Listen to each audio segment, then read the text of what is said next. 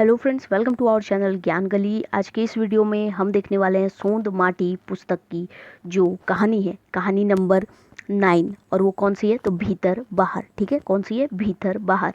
उसके हम one liner question देखेंगे। सबसे पहले इससे जो रिलेटेड क्वेश्चन एक बन जाएगा वो क्या है कि भीतर बाहर कहानी किस पुस्तक की है?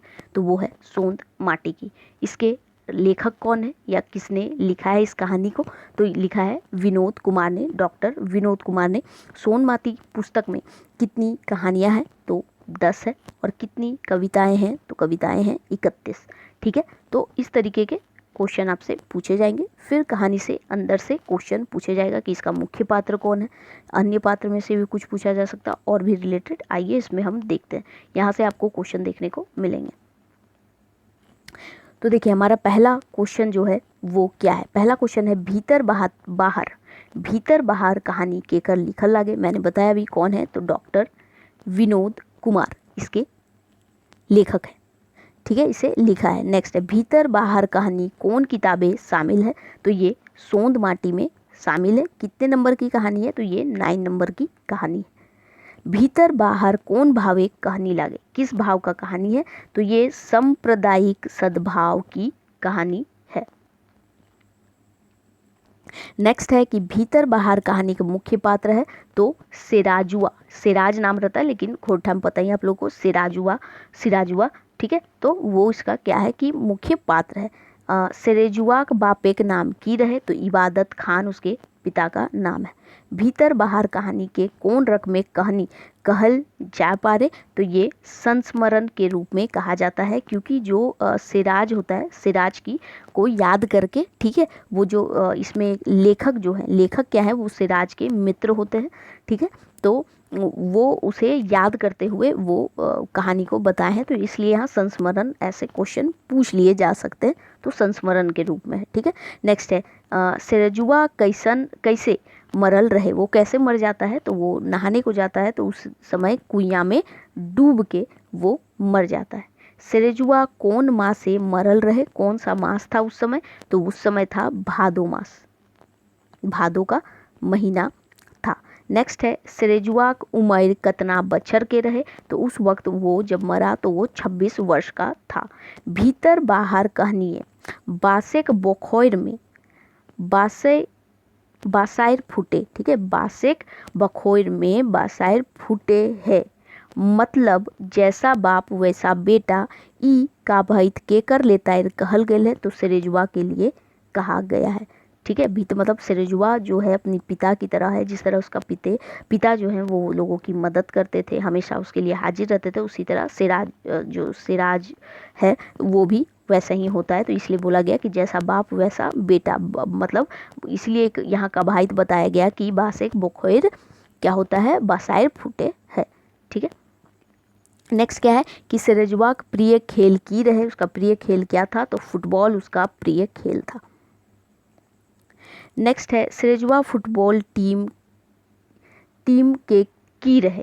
उसका क्या रहता है? तो वो कप्तान रहता है। ठीक है, कैप्टन रहता है। नेक्स्ट क्वेश्चन है कि भीतर बाहर कहानी लेखक कौन घटना का जिक्र करल है? ठीक है, किस कहानी का या किस घटना का जिक्र करते हैं? तो वो फुटबॉल मैच का। मैंने बताया ना कि लेखक ही है जो इस कहानी को बता रहे हैं, तो वो किस घटना का जिक्र करते हैं? तो फुटबॉल मैच का वो जिक्र करते हैं। सिराजुआ संगे लेखक कहाँ फुटबॉल खेले आयल रहत? कहाँ फुटबॉल खेलने वो गए थे? तो अमृतनगर जो है वो लोग फुटबॉल खेलने गए थे। नेक्स्ट है मैच खेले दिने। ठीक है, मैच खेले दिने हजारीबाग टाउन में की हेल रहे। क्या हुआ था उस दिन जब ये लोग मैच खेलने गए थे? तो वहाँ क्या हुआ था? दंगा हो गया था। और वहाँ धारा 144 जो है वो लगा हुआ था। रामनवमिक मेला, मतलब रामनवमिक मेला रहता है तो आप लोग पता ही है। चलिए देखिए, नेक्स्ट क्या है कि अमृतनगर में फुटबॉल खेल में केकर हाथ टूटल। किसका हाथ टूट जाता है? तो उसके एक संगी होते हैं रोहित, उसी का हाथ टूट जाता है। सिराजुआ रोहित के कांधे उठाए के कहाँ गेल रहे? ठीक है, कहाँ गया था? तो वो अस्पताल में गया था। ठीक है, देखिए नेक्स्ट क्वेश्चन है, रोहित को अस्पताल किसके माध्यम से ले जाया गया था? तो रिक्शा के माध्यम से। धारा 144 लागू होने के कारण रिक्शा वाला उन्हें कहाँ उतार दिया था? तो बस स्टैंड जो रहता है वहीं पे उतार दिया था। पुलिस वालों को किसने कहा मुझे जान जाने की परवाह नहीं है? तो सिराजुआ ने। जब पुलिस ने उन्हें रोका तो बोला कि, तो फिर वो बोलता है मुझे जान की फिक्र नहीं, बट मेरे दोस्त को चोट लगी है तो उसे लेके जाना है। ठीक है। नेक्स्ट है, सिराज के पिता एवं लेखक के पिता भीतर बाहर कहानी में रिश्ते में क्या थे? तो वो सहिया थे, एक दूसरे के दोस्त। सहिया आप लोग समझते होंगे, फूल पताना, सहिया, ये सब जानते ही होंगे। ठीक है, चलिए नेक्स्ट क्या है कि सिराज कुआं में गिरकर किस त्यौहार के आसपास मरा था? तो दुर्गा पूजा के आसपास। मतलब एक्चुअली में जो लेखक होते हैं वो ये भी बताते हैं कि मैं मतलब जब वो घटना हो जाती है तो वो बताते हैं कि जाते हैं सिराज के पास, तो वो बताता है कि तुम लोग फुटबॉल मैच के दिन तो चले गए थे, मैं तुम लोग को रोहित के लिए जाने बोला उसका इलाज के लिए, तो गए नहीं थे, फिर मैं बहुत मुश्किल से उसे लेके गया था, फिर आया, तो फिर ऐसा ही कुछ चीज़ें बात होती है कि क्यों ये दंगा ये वो है, उस चीज़ के बारे में बात होता है कि हम लोग कितने इस गांव में मिलजुल कर रहते हैं। फिर उन्होंने क्या बोला कि लो दुर्गा पूजा का एक स्लिप वाला देते हैं, ठीक है, जो चंदा काटने वाला रहता है, कि तुम्हारे गांव से मुझे पैसे चाहिए। फिर वही बात होता है, तो वहीं उसी के आसपास का यहाँ बताया गया।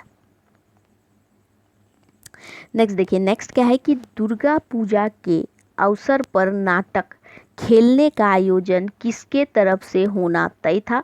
तो गांव का नवयुवक संघ की ओर से। ठीक है, नाटक खेलने का किसकी ओर से, मतलब वो लोग तय किए थे, तो गांव का नवयुवक संघ की ओर से उन लोगों ने क्या किया था?